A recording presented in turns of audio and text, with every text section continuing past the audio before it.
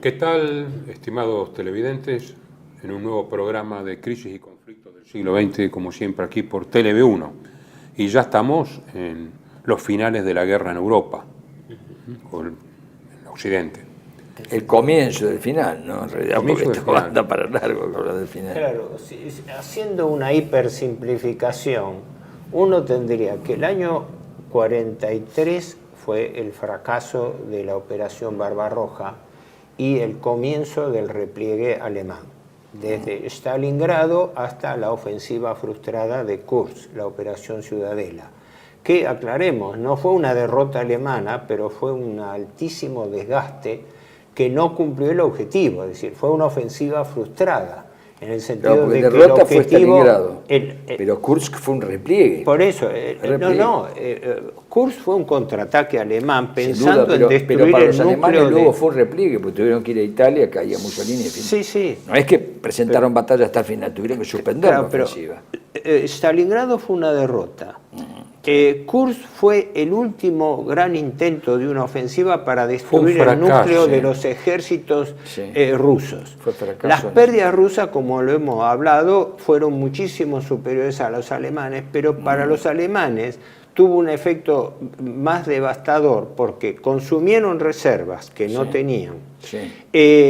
No lograron el objetivo de destruir el núcleo de ejércitos rusos y luego, como simultáneamente se producía el desembarco en Sicilia en julio del 43, tuvieron incluso que retirar fuerzas, así que Hitler dio por terminada la ofensiva. Eso es lo que yo quería decir, que hay un signo de interrogación. ¿Qué hubiera pasado si no hubiera sucedido lo de Italia? Porque la situación, digamos, la resistencia rusa en Kursk había llegado también al límite. Porque primero por las bajas, como vos dijiste, y después que tenían ahí los mejores haces de tanques de los dos lados, por supuesto, ¿no?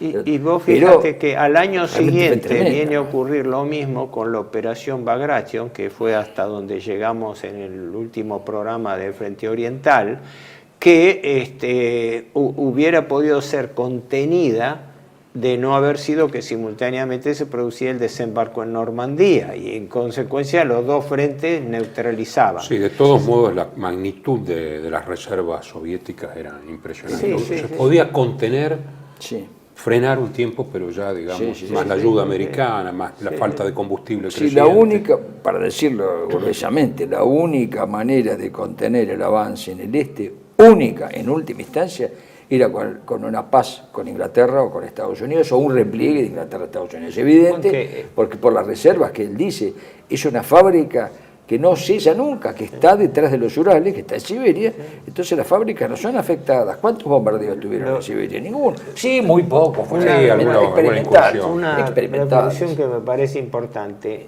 En efecto, los alemanes, como hemos hablado, tuvieron un error de evaluación del potencial soviético, porque no imaginaban la cantidad de reservas de hombres, material y sobre todo blindados y aviones que podía montar la Unión Soviética. Pero eso vino a dar la razón histórica de la Operación Barbarroja como guerra preventiva, porque los rusos ya estaban desarrollando aceleradamente su programa de rearme, lo cual después los alemanes lo sufrieron en carne propia por su error de evaluación, pero de todas maneras quedó comprobado históricamente que el potencial de guerra soviético estaba armado para confrontar con Alemania. Y que entonces hay un libro nuevo, flamante, que yo no lo he leído todavía, enorme. El rompehielos. No sé cómo se llama, es decir, lo escriben con seudónimo un ex agente soviético y firma Kutuzov, pero el rompehielos, traducido así, no sé. Exactamente, del plan de operaciones soviético del año 41 por invadir Alemania, por el pedido ese que le habían hecho a Inglaterra, que alguna vez ya lo comentamos acá, que Inglaterra había dicho, bueno, ustedes tienen que intervenir, le ofrecemos todo, y que en este libro aparecen los planes, o sea, hay planes. Esos planes, y había una fecha, bueno, esa fecha es la que está ahí en esos planes, 15 de julio del 41, es decir, casi un mes después de la Operación Barbarroja, 22 de julio del 41 al 15 de julio. Sí, de todos modos está todo muy sujeto a caución y es muy paradojal. Creo que se llama Plan Kutuzov, por eso es muy paradojal que todos realizan una especie de guerra preventiva desde el principio. Es evidente que los ingleses no querían que Alemania se armara hasta el año 42-44. Por eso presionan a Polonia, todo lo que ya hemos hablado. Estados Unidos está haciendo un programa acelerado de construcciones navales en los dos océanos que molesta a Japón. Es decir, todos están rearmándose, es una cosa, es una jugada de naipes pesada. Entre líneas. Eso indica una sola cosa, que querían apurar, lo que nosotros acá llamamos partido de la guerra, porque de alguna manera hay que llamarlo, quería que la guerra se precipitara antes de los años 44, 45, 43, para no dar tiempo a que Alemania realmente se armara y se pusiera en defensiva. Yo sostengo la tesis, ustedes la escucharon acá, que ninguno de los dos países acusados querían la guerra, por una cuestión muy simple y de sentido común. Nadie que está haciendo una revolución que todavía no se ha consolidado puede querer la guerra. Es como cuando uno construye el techo de la casa. Nadie cuando construye el techo de la casa pide que llueva. Después que llueva para el jardín, sí, está bien, pero no es el momento de construirse el techo. En el año 40 y 41, ni Alemania, ni mucho menos Italia estaban preparados para una guerra, estaban armando sus planes políticos. Desde otro punto de vista, Japón también estaba acorralado. Y Japón también. Y simplemente esto, tanto Alemania e Italia en Europa como Japón en el Pacífico, previeron guerras cortas para posicionarse en las negociaciones de paz. La verdadera planificación de la guerra mundial fue en realidad hecha en Estados Unidos, más que en la Unión Soviética, porque la Unión Soviética del 39-40 estaba todavía muy distante de pensar en una aspiración de dominio mundial. Exacto. Y el Imperio Británico estaba más a la defensiva de mantener sus posiciones, donde como prueba de lo que decís, es el hecho de que Stalin se retiró del Comintern y quiso hacer las cosas de puertas para adentro, porque se dio cuenta que una aspiración a una situación mundial era una locura en ese momento, porque no había consolidado. Las personas dan un paso cuando consolidan, no se compran la casa cuando todavía le falta el dinero para comprarla. Podemos ya ir más para la época por que eso, tenemos la que única tratar. reflexión para ir a los hechos concretos es lo siguiente, que el año 43 fue el año del punto de inflexión de la guerra en el este, después de la derrota de Stalingrado y la frustrada ofensiva en Kursk. Ahora, el año 44 fue el año del derrumbe del Frente Oriental. El Estado Mayor alemán había pensado, algo que quedó en realidad sobre el papel, en la llamada línea Panther-Wotan, una teórica línea de defensa que iba desde el Báltico hasta el Mar Negro, aprovechando incluso gran parte de construcciones que databan algunas de la Primera Guerra Mundial, de los propios países ocupados, como parte de Rusia, Polonia, parte de Estados Bálticos, es decir, aprovechando segmentos de defensa.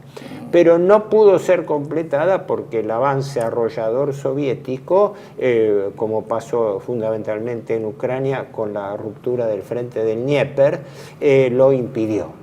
La cuestión es esta, que estamos entonces, segunda mitad del año 44, hemos visto en el programa anterior la Operación Bagration. La Operación Bagration, recordémoslo, fue una ofensiva en principio general rusa sobre todo el frente del este, pero con pivote en Bielorrusia en dirección a Polonia y directamente a Berlín. Claro. Esa era la línea de eje central, porque el objetivo soviético era destruir el grupo de ejército centro-alemán. Sí. Y ahí es donde hablamos de que los alemanes estaban en la duda entre si la ofensiva iba a venir por Bielorrusia o por Ucrania noroccidental, que era donde los rusos habían avanzado con la otra ofensiva, Leópolis y Sandomierz, con la cual remontaron hacia Europa Central, tocaron la frontera de Eslovaquia y llegaron a los Cárpatos ya sobre Hungría. Exactamente. Así que esto es una hipersíntesis. El cuadro de situación que podríamos intentar armar ahora es un breve panorama de qué estaba pasando en los tres frentes. En el frente del norte, Báltico, Finlandia y los países bálticos. Luego, en un segundo bloque, tocar qué estaba pasando en el centro de la batalla del Vístula, ¿no? En la ofensiva Vístula-Oder, y si llegamos a la situación, bueno, caída de Bulgaria, Rumania, y luego ya ocupación de Ucrania, sí, y amenaza de Hungría. Sí. Y en otro programa, que va a ser la segunda parte de este, vamos a tocar propiamente la batalla de Hungría, Checoslovaquia y Balcanes. Ese sería el esquema. Sí, sí. Así que no sé si vos querés comentar algo sobre el frente del Báltico y Finlandia, que algo habíamos dicho. Recordemos de que los fineses habían, a pesar de la desproporción de fuerzas, a mediados del 44 habían provocado fuertes bajas en las fuerzas soviéticas, hubo unos reveses que le permitieron algún margen de negociación. Siempre se dijo que Stalin tuvo guante blanco con Finlandia, pese a todo. No tuvo el trato que tuvo con otros países de Europa Oriental. ¿Por qué? ¿Cómo lo ves vos a eso? Yo lo único que he leído es que no quería tener frontera con Suecia. Claro, porque claro. Es eso. Y el secreto es que eso hubiera sido una hipótesis de conflicto en la frontera con Inglaterra, porque se sabe que Noruega y Suecia, si salían de la órbita alemana, inexorablemente caían en la órbita británica. Lo cual no le convenía a Stalin tampoco. No, por eso, claro, ahí está. Yo creo que eso ha sido, como son los rusos, ¿no? Son bastante... piensan con mucho tiempo. Sí. Mirá, lo que vos decís, sí, eso se corrobora con algo desde el punto de vista geopolítico. Primero, la solidaridad nórdica, porque Suecia apoyó a Finlandia abiertamente en la guerra del invierno del 39-40. Finlandia actuaba como Estado tapón, como vos bien decís, como Estado tapón, y además los países occidentales, en ese momento Francia e Inglaterra, estaban muy preocupados en la presencia rusa, tanto es así que, bueno, llegaron a pensar hasta en un teórico auxilio militar a Finlandia en la guerra, que después no lo concretaron, pero de todas maneras es claro, la Unión Soviética, en realidad el objetivo ruso era crear un glacis de defensa de Leningrado, San Petersburgo, consolidando, el control del Istmo de Karelia, parte del territorio de Estonia, o sea, el Golfo de Botnia, es decir, todo lo que era acceso una real política, porque si uno mira el mapa te lo dice, es muy fácil, uno mira el mapa y dice, Finlandia está acá. ¿Para qué me voy a meter en Suecia cuando creó un conflicto en esta zona con Inglaterra? Está clarísimo que la neutralizaron, la desmilitarizaron. La desmilitarizaron, la neutralizaron. Ojo, fue muy punitivo el tema económico. Un amigo, ¿no? Que era capitán de la Marina Argentina, era agregado en la embajada en Londres en la década del 60, yo era muy amigo del hijo, y me comentó que los fineses estaban entregando entre el 46 y el 52 un pesquero de altura por mes a los soviéticos. O sea, el precio fue económico, tuvieron que trabajar para la Unión Soviética, pero no hubo ni una gota rusa. La minería, que pasó era la principal abastecedora de Alemania en níquel, material y todo, y sobre todo en la zona norte, de Pétzamo, que era la que fue donde se mantuvieron los alemanes. Ahora, hay un agravante que se dio en todos los países conquistados por la Unión Soviética en general. No era solamente aceptar condiciones de rendición, era pasarse de bando, porque el compromiso de Finlandia, a pesar del mariscal Mannerheim, era desarmar al ejército alemán. Por eso dio lugar a la llamada Guerra de Laponia, donde tuvieron que confrontar, aunque no fue muy sangrienta, alemanes con fineses. Sí, hubo escaramuzas pesadas, pero no fue una guerra. La que sufrió Rovaniemi, porque en la retirada, ya sea intencionalmente o por producto de eso, fue el eclipse de Mannerheim también, del presidente, había sido presidente, era Ritti, el presidente Ritti. Pero Mannerheim era el comandante de las Fuerzas Armadas, y Mannerheim era un hombre de formación prusiana, había participado en la Primera Guerra alemán, Es decir, esto es así. Ahora, claro, hasta los mismos alemanes fueron muy indulgentes con la paz que hizo Finlandia con la Unión Soviética, porque se dieron cuenta que no se podía hacer otra cosa. Sí. Es decir, o desaparecía, y si desaparecía, pero ahí hubo, yo creo que en la alta inteligencia de las cosas siempre hay un entendimiento. Hitler no le exigió para nada a Finlandia que se sacrificara absolutamente porque no lo podía hacer. Sí, sí. Y a su vez Stalin no quería el sacrificio absoluto de Finlandia porque iba a tener un problema con Suecia y un problema con Suecia. Una vez que se fueron los alemanes de Noruega, era un problema con Inglaterra. Y no estaba en condiciones. Lo que le habían ofrecido era tanto que ¿para qué? No necesitaba eso. No necesitaba más. La posición concreta de Mannerheim habría sido, primero, que Finlandia iba a mantener la alianza con Alemania y la resistencia militar, pero en la medida en que no se tocasen zonas estratégicas clave, que era la contracosta de Estonia, que se pierde con la batalla de Narva, es decir, los rusos, es decir, el control del Golfo de Botnia, y después el istmo de Karelia Oriental hasta la ciudad de Viipuri, que era la clave, porque era creo que la segunda ciudad después de Helsinki, la segunda ciudad. Entonces, obviamente, una vez desfondado el frente en Karelia Oriental, los finlandeses o fineses no podían hacer otra. Así que eso es entendible y dentro de todo se hizo con caballerosidad, hidalguía. Están las memorias de Mannerheim. Exactamente. Muy prudentes, muy bien, porque después Finlandia mantuvo su neutralidad.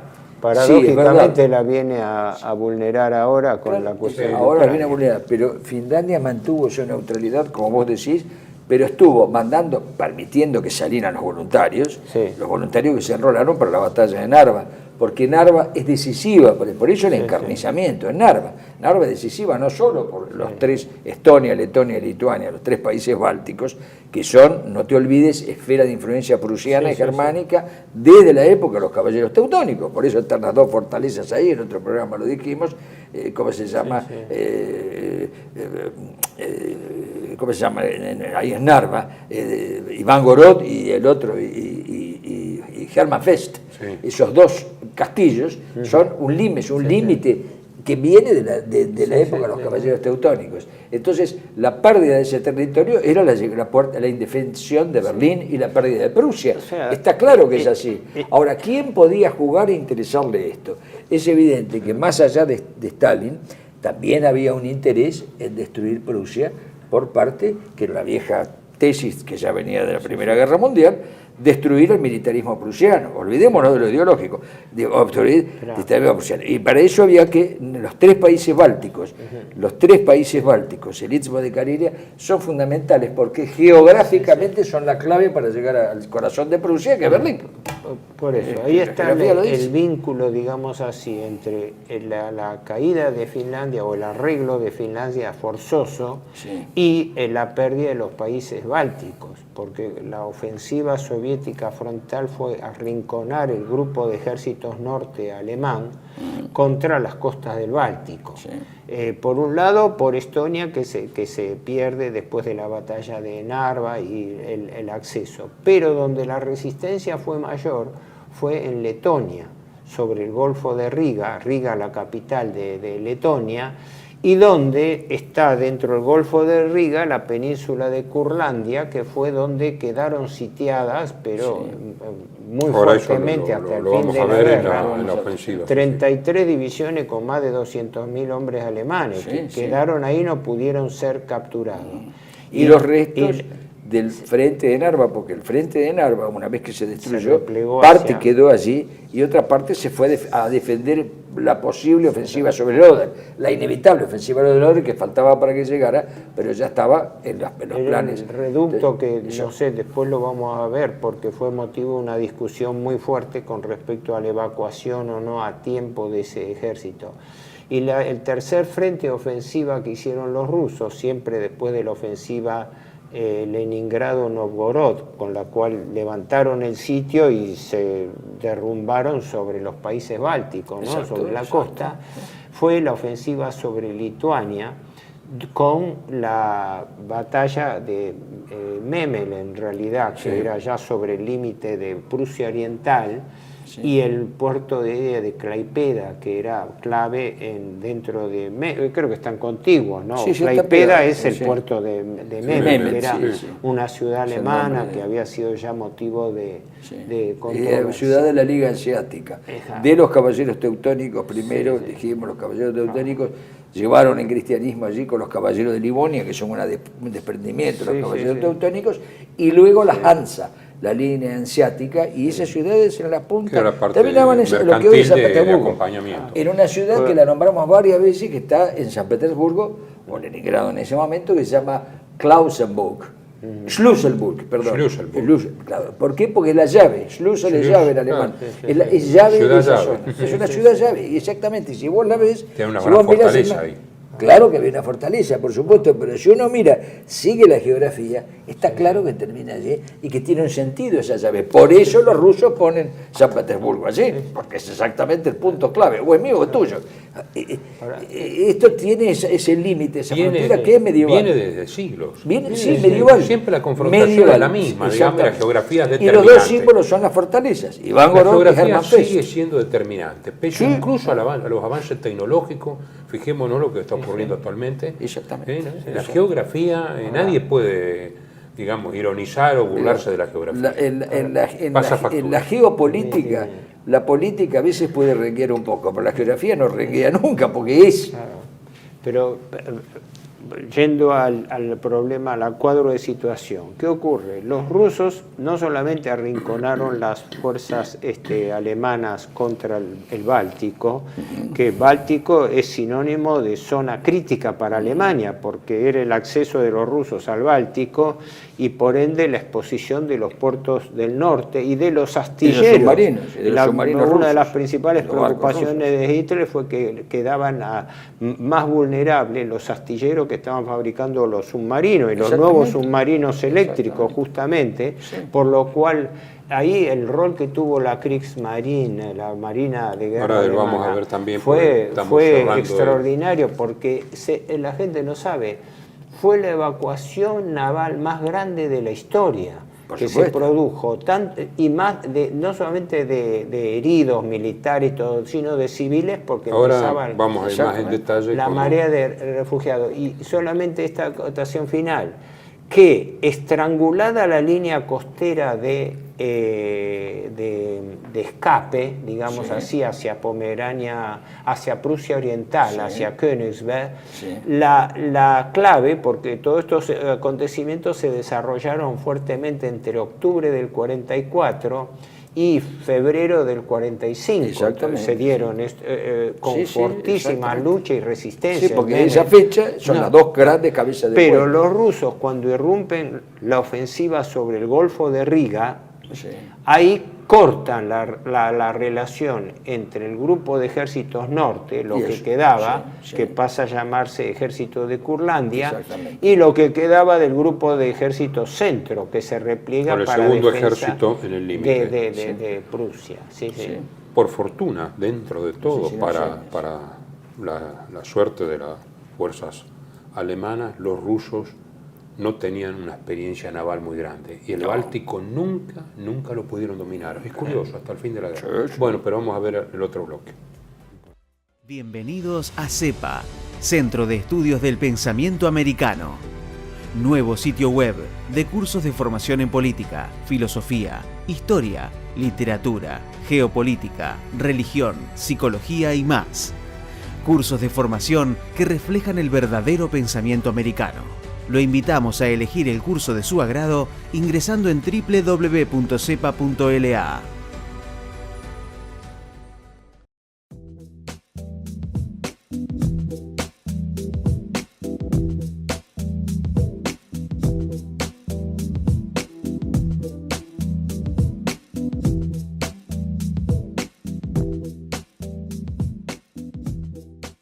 Decir siempre la verdad primero tiene un precio.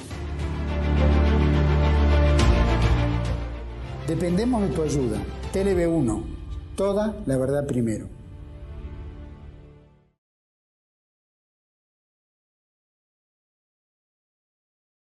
Bueno, República Checa, ¿no? continuamos entonces. Sí. Queremos hablar muy brevemente, porque tiene que ver con la ofensiva soviética de enero del 45 sobre el Vístula y en dirección al Oder, de la insurrección eslovaca. Desde mediados del 44 había una guerrilla eslovaca de fuerte raigambre comunista. Y de diciembre del 44 a enero del 45 la insurrección partisana general. Lo curioso es que hay 50.000 hombres del ejército eslovaco que habían peleado con los alemanes que se van pasando. Es muy curioso. Es muy curioso, porque Eslovaquia era bastante fiel el gobierno de Monseñor Tiso. Sin duda, no solo el gobierno, sino que venía antes, porque el gobierno vino en la Primera Guerra, que había un partido que se llamaba Hlinka, ese partido, o Partido Nacional Campesino, ¿no es cierto? Pues Hlinka le decían porque fue Monseñor Hlinka, eran dos obispos, primero Monseñor Hlinka y luego el más famoso, Monseñor Tiso, porque le tocó vivir la guerra, ¿no? Pero es curioso porque tenían una mayoría absoluta espontánea, los votaban por voto, ganaron por voto, ganaron por elección, fue un plebiscito. Y es curioso esa conducta. No queda claro quién metió la mano allí, la Orquesta Roja, la de Trepper, Moscú, cómo, en fin, es raro. Había una especie de legión eslovaca comunista de 2.000 hombres que las transportaron desde la Unión Soviética para ayudar a esta insurrección, que eran indudablemente agitadores profesionales. Porque la otra punta estaba en Londres, no te olvides que el atentado a Heydrich pero se genera en Londres con comunistas. La insurrección eslovaca fue cuando en enero del 45. Diciembre del 44 y todo enero del 45. Eso porque antes trajo fuerzas alemanas. Claro, porque antes los alemanes, había habido una insurrección en los Cárpatos, pero con mucho apoyo soviético en armamento. Pero los alemanes tenían, digamos, una relación de fuerzas a favor y con mejor armamento y los habían contenido. Pero ya, en enero del 45, hay un ejército soviético, el 38, y el cuerpo checo de la Unión Soviética, que eran estos 2.000 partisanos profesionales, cuerpo checo, que inmovilizaron 18 divisiones alemanas. 3 de ellas blindadas, 2.000 piezas de artillería y 250 tanques, que no pudieron ser empleados cuando en el ala norte, digamos, se desencadena la gran ofensiva del Vístula. O sea que cumplió el objetivo de distraer fuerzas y lo que le importaba al comunismo era la unidad de Checoslovaquia. Claro, unirlas. Exactamente. Por eso ahí hay un entendimiento profundo entre Moscú y Londres. Bueno, porque el gobierno estaba en Londres, el gobierno de Checoslovaquia estaba en Londres, pero Eslovaquia era un estado independiente en ese momento, con el Partido Nacional Campesino. Había dos, estaban cruzados los apoyos. A su vez Stalin, a través de Checoslovaquia, quería influir, pero con anuencia de Londres, porque no olvidemos que la entente franco-inglesa había permitido, cuando el derrumbe del Imperio Austrohúngaro, la creación de Checoslovaquia, estaba en Londres, que ha sido una cosa que se ha demostrado con la caída del muro que no podía ser. Pero con una diferencia. El gobierno Benes después llegó a un entente, y después así lo mataron a Benes, ¿no? Pero llegó a un entente para un gobierno de coalición. Con los comunistas. En Polonia era con los comunistas, claro. En Polonia era distinto. En Polonia la resistencia del gobierno del exilio frente al Comité de Lublin, que era el gobierno títere comunista, era más ríspida y no había. Por eso se había producido que cuando fue el levantamiento de Varsovia en agosto, los rusos notablemente detuvieron la ofensiva, esperando que los alemanes destruyesen la resistencia, y se llegó a la rendición en septiembre. Teniendo en cuenta que el ejército que se había sublevado no obedecía a Lublin, sino a Londres. Por eso. Dejaron que, como quien dice, los revienten a los polacos del gobierno de Londres para luego avanzar. Porque en realidad después los rusos avanzan remontando el Vístula y atacan, pero Varsovia cae recién en enero del 45. O sea, desde el levantamiento preliminar y ocupación que fue en septiembre, ¿no? Por los rusos, hasta la caída propiamente de Varsovia, pasaron meses. Por eso Varsovia quedó triplemente destruida, ¿no? Un dato interesante previo a la operación Vístula-Oder, porque la ofensiva sobre el Vístula, con la intención de alcanzar la frontera del Reich y el río Oder.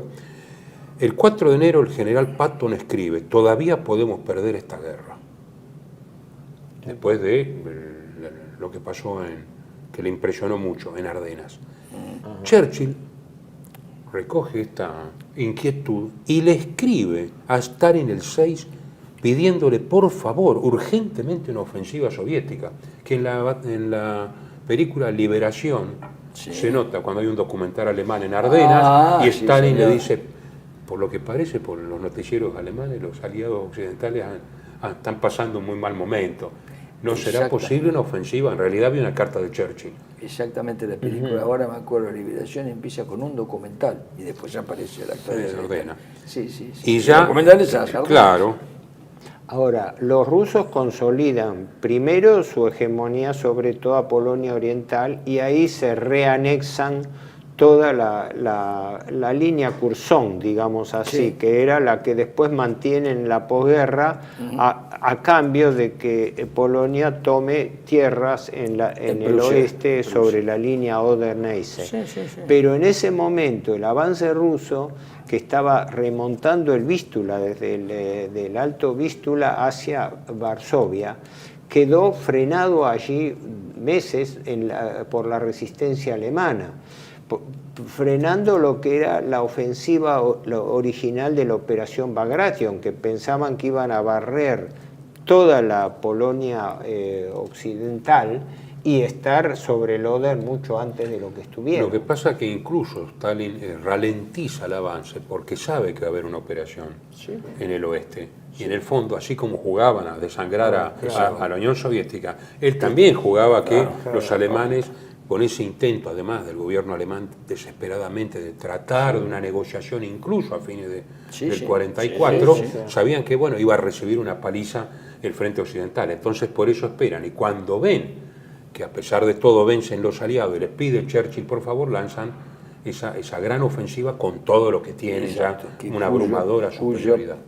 Primer paso era las dos grandes cabezas de puente, la de Baranov y la de Magushev, antes del Oder. Después vino sobre el Oder, porque es demasiado. Se diluiría si llegara hasta el Oder. Además, porque uno piensa en una Alemania absolutamente exangüe, y no es así. Pierre Miquel, en su obra sobre la Segunda Guerra Mundial, dice: a Alemania le faltaron en algunos lugares los hombres suficientes para enfrentar la situación, no que le faltaron hombres. No, los hombres suficientes. Y le faltó sobre todo combustible, pero nunca material. Enero del 45, el Reich, en el frente del este, tiene 3.100.000 soldados, incluso con los SS de varios países. 28.000 cañones y morteros, 4.000 tanques y cazatanques y 2.000 aviones de combate. Todavía Alemania en enero del 45. Pero no nos olvidemos que estamos hablando de un frente. Exactamente, por eso ahora vamos. En el interior de Alemania en reserva para los dos frentes, 2 millones de hombres, 2.700 piezas de artillería, 5.400 blindados y 3.000 aviones. Pero los 3.000 aviones estaban en la defensa del cielo. Estaban en la defensa del cielo. Pero digo, fíjense lo que es en cambio el sector. En Polonia, 2.200.000 hombres de la Unión Soviética, 400.000 Alemania. 32.000 piezas de artillería de la Unión Soviética, 4.000 Alemania. 6.500 tanques de la Unión Soviética, 1.150 Alemania.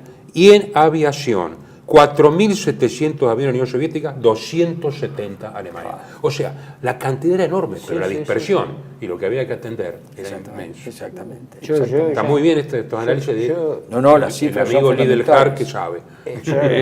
Bueno, una observación de Lidl-Hart muy precisa en su historia militar de la Segunda Guerra Mundial, que yo lo he citado, es que él compara que la Stavka, el Estado Mayor ruso, se movía, dice él, como un pianista que a lo largo de todo ese largo frente podía tocar las teclas y sorprender a los alemanes en cualquier lugar, porque en definitiva el frente oriental y el derrumbe se produjo por una cuestión de número, de cantidad. Durante toda la guerra mundial, aún en su apogeo como la victoria de Francia y la irrupción del Plan Barbarroja, siempre los alemanes lucharon en menor cantidad de fuerzas que el enemigo. ¿Sí? Nada más que la capacidad profesional del soldado alemán, el material, la calidad del material y sobre todo la organización estratégica y táctica era lo que había... Lo que llamamos la operativa. Por eso, alguna vez acá dije, creo que parodiándolo a Little Hart, que la estrategia alemana era un estoque entre guadañas.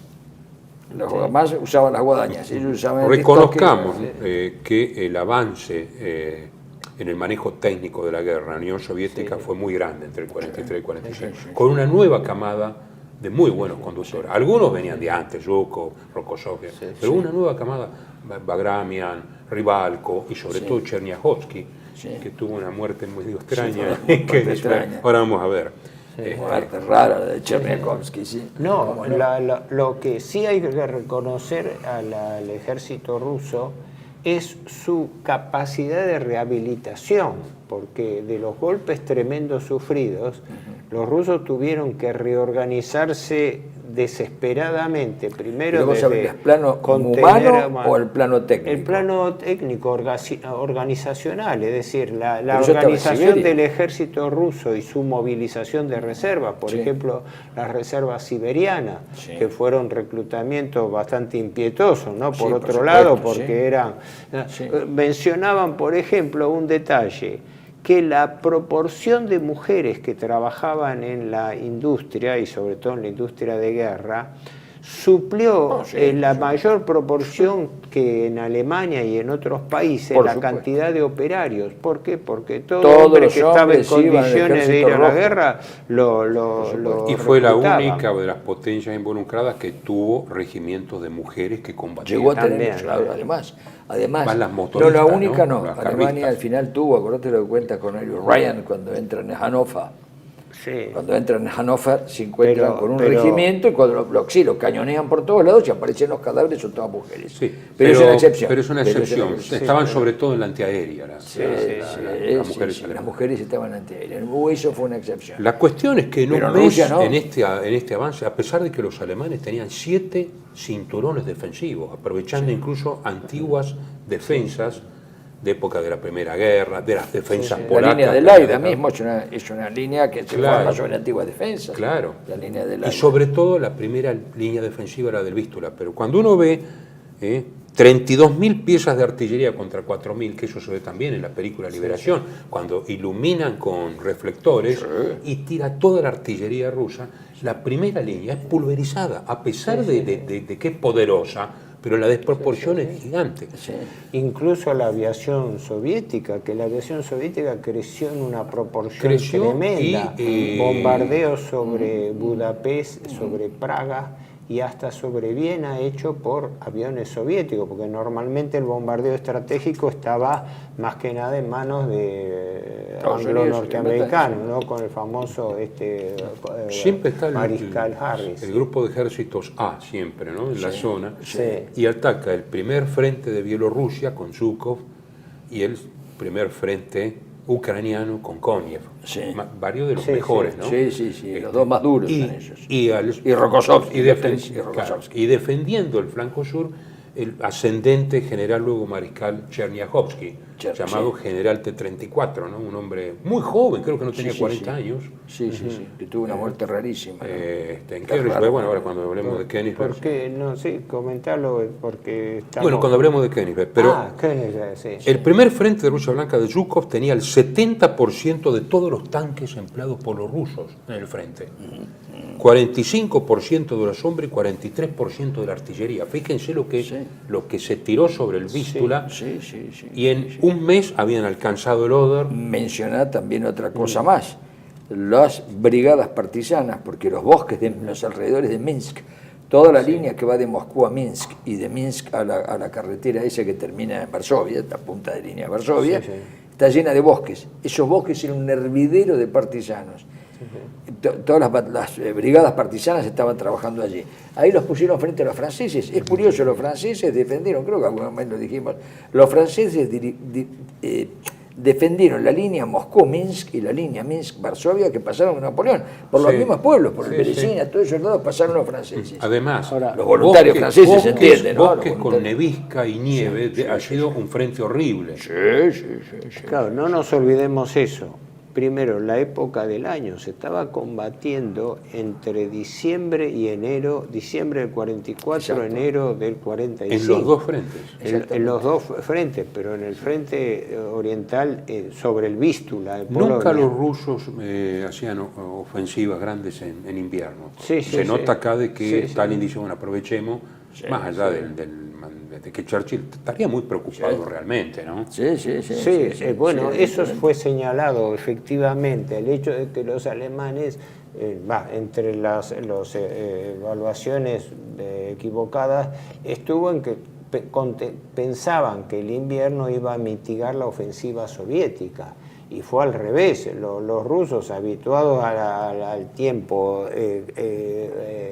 terrible, estaban mejor capacitados. Además, la venida de las tropas siberianas y tártaros, claro. Siberianos, sobre todo, por eso cuando lo que cuenta León de Grela ahí en la campaña de Rusia, que ellos ¿cómo se llama?, en la bolsa de Cherkasy, las tropas que los atacaban eran todos siberianos, en realidad. Y que eran tropas muy duras, no solo por el frío, sino además de una enorme resistencia a los golpes de bayoneta. Contaba de Grell que ellos los bayoneteaban y que los tipos retrocedían, se sacaban la bayoneta y volvían a la carga. Había que romperle la columna. Además del uniforme grueso, ¿no? El uniforme grueso, pero el bayonetazo, el mismo uniforme le frenaba la hemorragia y saltaban de nuevo. Ataque hasta soviético, que el golpe sobre la columna vertebral, eso lo cuenta el golpe de la columna vertebral, ahí sí los hacía caer. El ataque empieza del 12 al 14 de enero. El 17 ya habían arrollado la línea alemana. Sí. El 25 llegaron a Poznan y el 31 alcanzaron el Oder, que lo que le importaba era tomar la zona industrial de Silesia, con lo cual Alemania cada vez tenía menos recursos. Ahora, la ofensiva contra Silesia la dirige el mariscal Konev. Sí. Konev es el que... Y ahí es donde... El primer frente de Ucrania, claro, que él venía, digamos, al sur de Zhukov. Zhukov tenía la punta de lanza central. Es el primer frente de Bielorrusia. Desde el sur. Ese es el primer, la punta de lanza. Sí, pero ahí en Silesia, cuando ellos irrumpen, se produce un hecho bastante importante señalar. En la ciudad de Poznan, por ejemplo, y otras, Hitler declara ciudades fortaleza. Esa fue controvertida. Quien estaba en contra de eso en particular era Guderian, pero son aseveraciones que se hicieron después de la guerra. Hay que ver si estaban en desacuerdo en ese momento. La política fue que Hitler determinaba ordenaba que determinadas ciudades fuesen defendidas hasta el último hombre. Por eso se habló de Festung, fortaleza, ciudades fortaleza donde la directiva era resistir hasta el último hombre. Bueno, ahí aclarar algo, porque si no, ¿por qué se hace eso? Se homologa con la ley que había en la Marina, el código de la Marina, en el cual el capitán se hundía con el barco. Se consideró al Festung, fortaleza, como un navío. Ese navío podía ser una ciudad, un sector, un pueblo. Ese navío continuaba su comandante al frente y se hundía con la tropa. Por eso es que la idea es homologada al barco que se hunde. Pero la idea... Se legalizó eso. Era la siguiente. Se reglamentó. Las ciudades fortaleza constituían una forma de demorar el avance del ejército rojo, porque al quedar sitiadas y con fuerzas de defensa, con guarniciones militares... Era un combate a muerte terrible entre las ruinas. Claro, no podían ser superadas.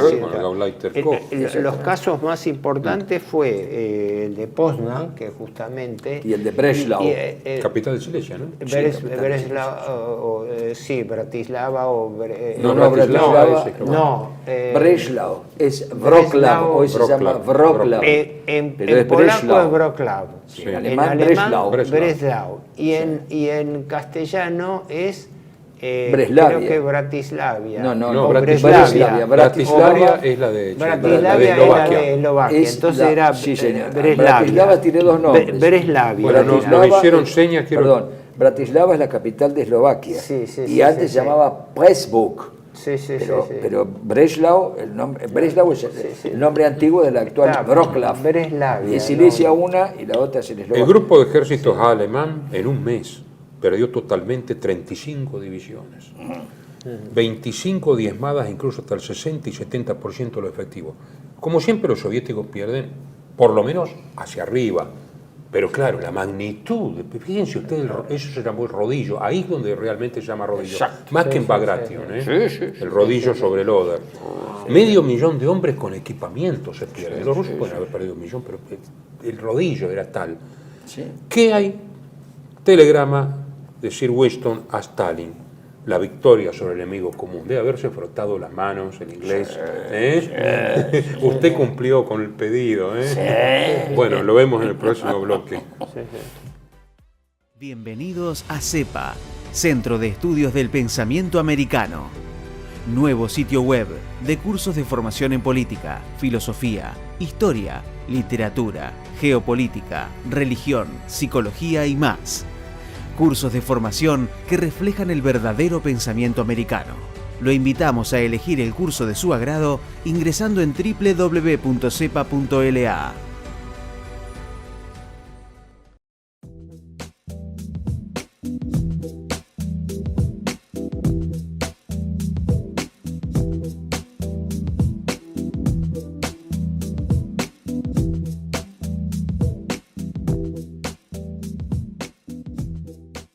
Decir siempre la verdad primero tiene un precio.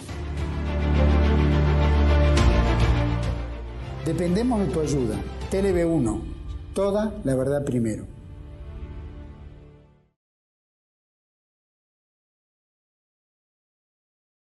Bueno, continuamos ahora ya con la batalla por Prusia Oriental.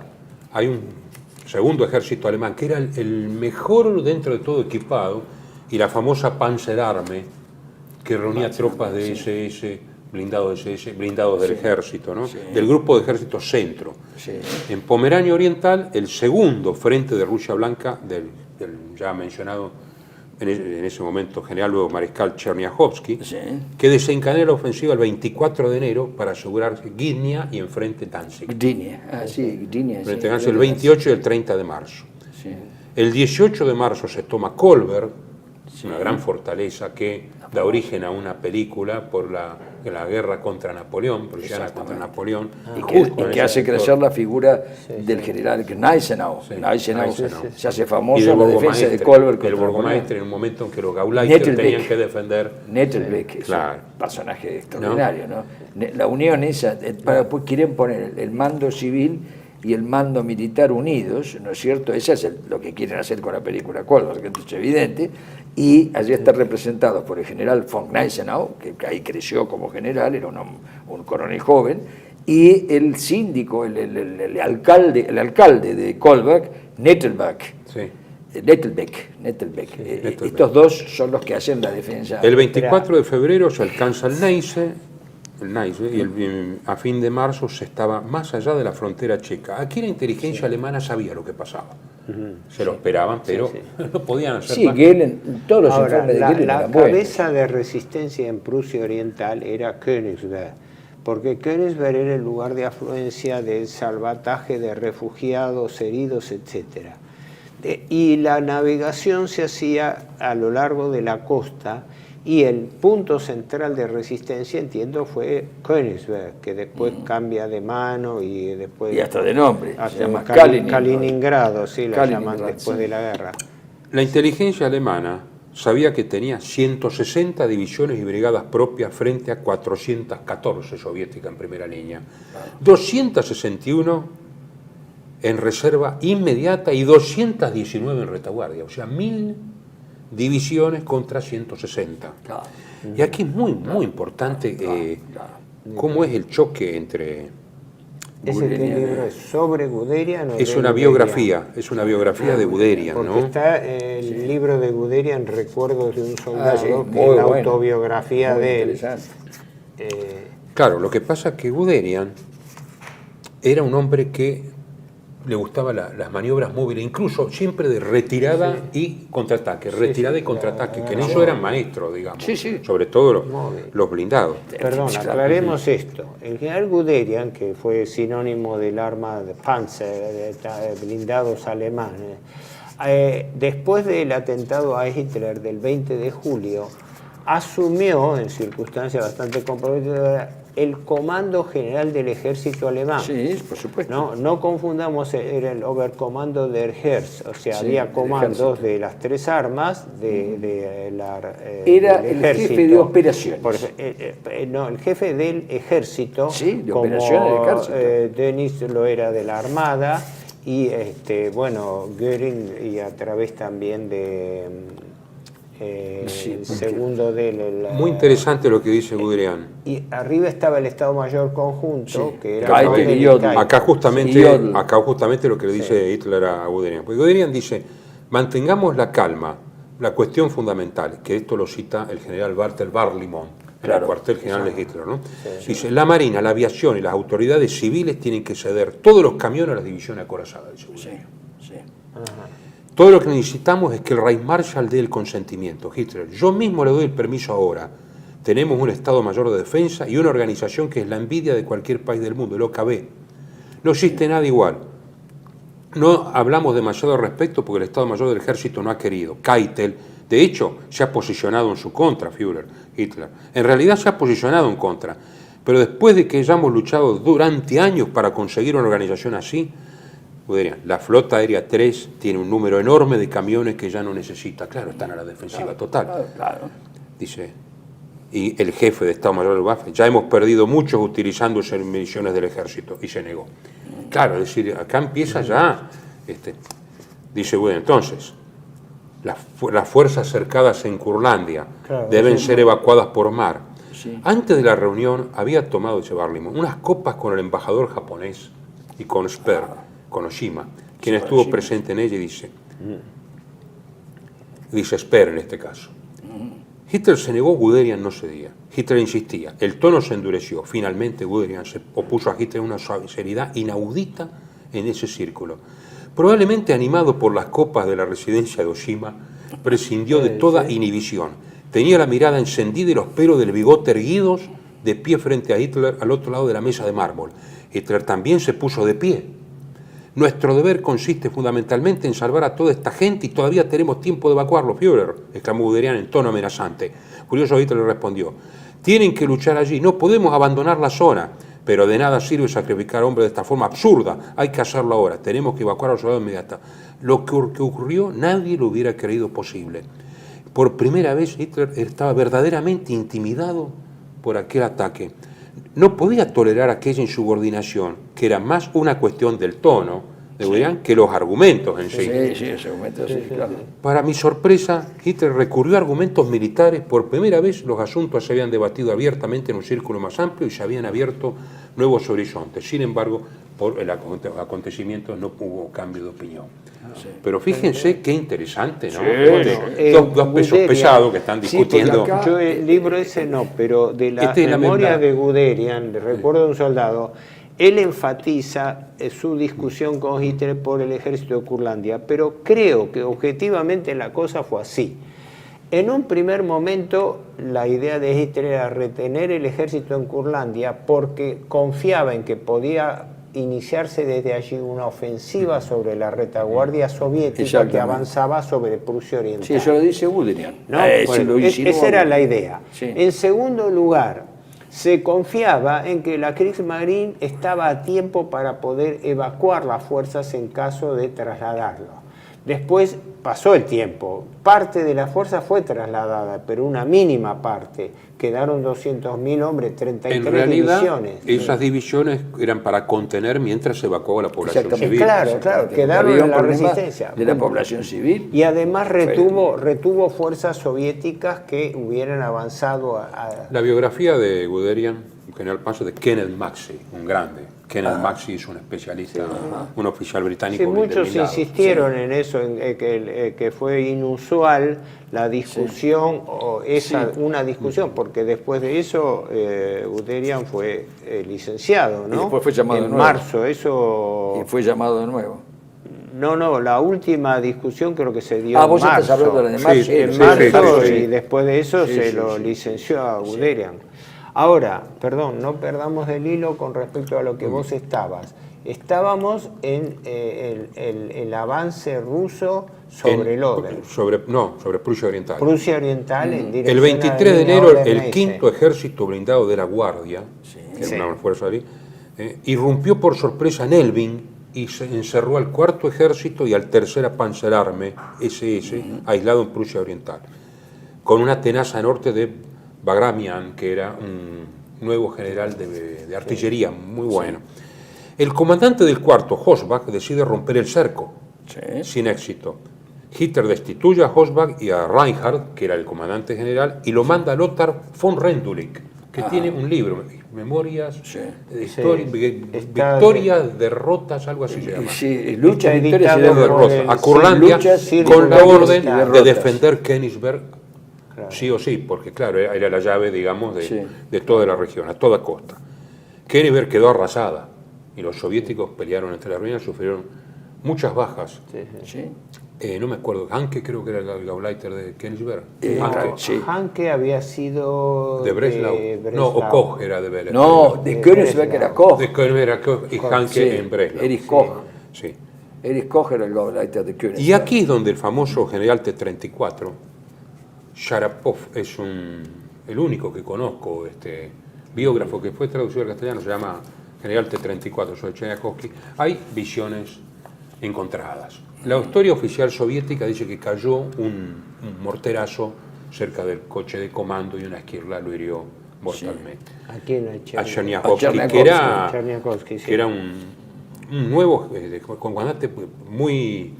como se llama, muy osado, una especie de Guderian joven de blindados, ¿no? Exactamente. Que había irrumpido en Königsberg. ¿Y la otra versión? La otra versión del occidente es que fue un francotirador alemán. Ahora el disparo vino de atrás. Está bien, entre las ruinas puede haber un francotirador. Lo curioso era que un hombre tan importante que había recibido la medalla de la Orden de la Unión Soviética en una cena con Stalin hacía 3 noches atrás, y parece que era un nuevo Kirov, apuntaba muy alto. A Mariscal, apuntaba a Mariscal, era allá. Fue nombrado Mariscal. Fue nombrado ahí en esa cena, claro. Con la medalla de 3 días héroe de la Unión Soviética. Otros dicen en esa versión del francotirador que fue un chico de las juventudes hitlerianas que lo localizó el lugar y fue pasando. Ahora, ¿cómo llegaba un chico de las juventudes hitlerianas a un mariscal soviético? Es difícil imaginarlo si no hay una complicidad, pero lo cierto es que dicen que el francotirador fue un chico de las juventudes hitlerianas. Estaba todo lleno de ruinas donde incluso vivía población civil. Fíjense que entre las ruinas, ¿no? Ahora, ahí hay que hacer un capítulo que daría para mucho más. Apenas los rusos tomaron contacto ya en el Báltico con población alemana, pero luego cuando llegan a la frontera y irrumpen en territorio nacional alemán, ahí viene Tolan, es uno de los que lo describe, el historiador norteamericano, ¿no? Los dos famosos, ya se dieron cuenta de la atrocidad rusa que venía. Los dos famosos pueblos, Goldap y Gumbinnen, que esos pueblos y todos los pueblos que estaban en la zona de frontera, ya en el año 43 entraron en una tremenda inquietud cuando veían venir las tropas de recambio, y los que salían, el estado en que venían de pelear en Minsk, sobre todo en Bielorrusia. Y eso lo cuentan muy bien los franceses. Los voluntarios franceses de la división Carlomagno y los restos que eran también voluntarios de la LBF, cuando volvían, dicen que la población los miraba estremecidos, porque decía, si los soldados vuelven así, Cuando estos lleguen acá, no sé lo que va a pasar y efectivamente lo pasó, que ¿no? ocurría, por un lado... Goldap y Kumbinin contaron. Por un lado, yo no me acuerdo. siempre el estalinismo había dicho de que el paraíso proletario donde mejor se vivía era la Unión Soviética. Sí. Cuando llegan ya Sí. Polonia, ven que las cosas no están así. Cuando llegan a Alemania, Claro. ven las casas que cualquiera que haya estado allá la ve con las flores, Sí, con las cortinitas, con todo eso, a pesar de la guerra, los pueblos, sobre todo las ciudades no bombardeadas, y dice, pero ¿por qué nos invadieron? ¿Pero cómo vive esta gente? ¿Y cómo? Pero entonces, ¿qué dijo Stalin? Por eso hay una enorme censura de la correspondencia de la tropa soviética. Sí. ¿Y sí? Y no había licencias prácticamente después que vayan a Alemania. Pero por eso, vos fijate que a la Entonces furia... había odio. Sí, había odio y una situación de estupefacción, porque las atrocidades que se cometieron en Goldap y Kumbinin, que habría que contarlas. Bueno, violaron a todas las mujeres, mataron a los niños, mataron a los ancianos y crucificaron gente en las puertas de la casa. Es terrible la ferocidad soviética. Esa ferocidad en esos dos pueblos que fueron recuperados, en el contraataque fueron recuperados, por eso está todo documentado eso y demás. Es una cosa del horror. Y, pues, así sí, claro que hay documental. Y venía acompañado de una proclama atribuida a, ¿cómo se llama?, a Ilya Ehrenburg, la proclama del Ejército Rojo, que decía: matada a la bestia fascista, matada a sus mujeres, sobre todo a las embarazadas, en el vientre para que no nazcan más fascistas, matada a los ancianos para que no haya memoria y a los niños para que no haya futuro. Que creo que Stalin dijo, no, esto es además Stalin, que no era una señorita, dijo, no, esto así no. El nivel digamos, de atrocidad soviética fue tan grande que hay que tener presente que durante la Segunda Guerra Mundial emigraron 16 millones de alemanes como refugiados de toda la zona del este, porque algunos venían escapando desde el Cáucaso, y otros de Ucrania, de los países de Rumania, en Rumania que había... Solo hasta el final de la guerra, porque en el 46 siguió permeando. Hasta el final. La información oficial alemana habla, si no me equivoco, de 16 millones de alemanes que fueron desarraigados violentamente. Todavía hasta una expresión burlesca de Stalin, que cuando terminaba la guerra, creo que no sé si en la conferencia de Potsdam, los norteamericanos, bueno, en ese momento estaba Truman ya con Churchill, le pidieron tiempo de reorganización para atender a los refugiados alemanes. Y Stalin sonrió, dice: no, nosotros no tenemos ese problema, porque nosotros no tenemos refugiados alemanes. Cuando nosotros avanzábamos se fueron todos. Pero además, y eso lo dice Jürgen Thorvald en muy buen libro, que era médico además, que fue el primero en los 50 y pico, fue el primero que denuncia esto, por lo menos a nivel masivo. Thorvald, las denuncias de Thorvald son absolutamente terribles y provocaron, yo lo tengo acá el libro, provocaron además una discusión interna en el grupo de oficiales que habían adherido al atentado. Los oficiales jóvenes que habían adherido pasivamente al atentado hicieron un planteo a los coroneles y a los tenientes coroneles, no a los generales, porque los generales ya habían sido segregados, digamos, y le dijeron: ustedes estaban equivocados. Hay que ir al frente y ver lo que ha pasado, lo que ha pasado en los pueblos que han entrado. Los peores horrores de la guerra superan todo, absolutamente todo. No, lo único que queremos es combatir hasta el final. Combatir hasta el final y tratar de parar otros esto. horrores Acá que tienen que en venir, algún momento vamos a tocar circunstancialmente cuando hablemos del final de la guerra. Pero dice, acá tienen que venir, déjame terminar esto, es decir, acá tienen que venir Churchill y Roosevelt a ver esto. ¿Por qué no vienen? Que vengan a ver esto. No, nos equivocamos. El atentado fue un error. Tenemos que pelear hasta el final. Hasta el final. Esto dicen los soldados, porque lo que hace es Thorvald es sacar reportajes, ¿no? Hay una cosa muy importante. Por esto quiero decir, el shock terminamos fue el bloque que porque continuamos fue terrible el shock. En el otro programa.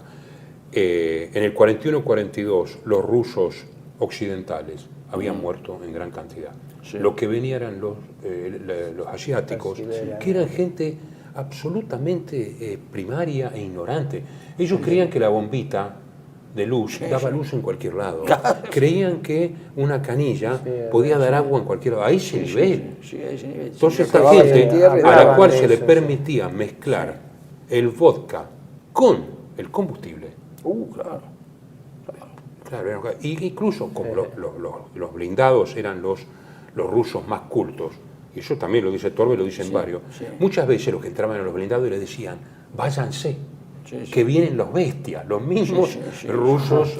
Fue similar a los Goumier, a las tropas francesas del mariscal Juin, del general Juin, en Italia, en el sur de Italia, cuando entraron los marroquíes, los Goumier, les decían, ¿no? Los que llevaban los puñales esos curvos, los Goumier y los trapos del Rif y de Marruecos.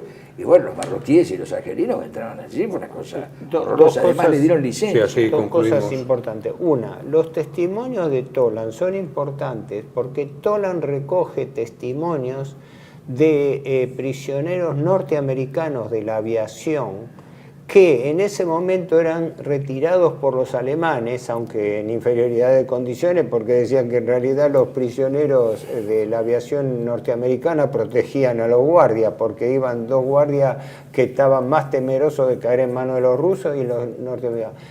Rescata de testimonios tremendos, hechos por los propios norteamericanos, cuando entran en los primeros pueblos alemanes y matan a la población, violan todas las mujeres. Entonces eso creó una psicosis tremenda. Eso lo comentaba Wilfried von Oben, que se lo había dicho verbalmente Goebbels.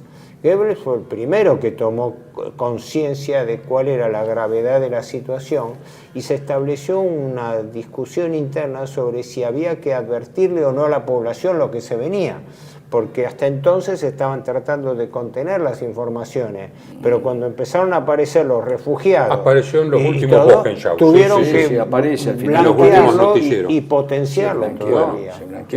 Se nos acabó el tiempo. Entonces, ¿qué hemos visto hasta ahora? Porque esto es la primera de dos partes sobre el derrumbe del frente oriental. Hoy tratamos de ver medio accidentadamente qué pasó en el frente norte y en el centro de Vístula-Oder. En el próximo vamos a centrarnos en Europa Central, Hungría, y en el sur en los Balcanes. Bueno, será hasta la próxima.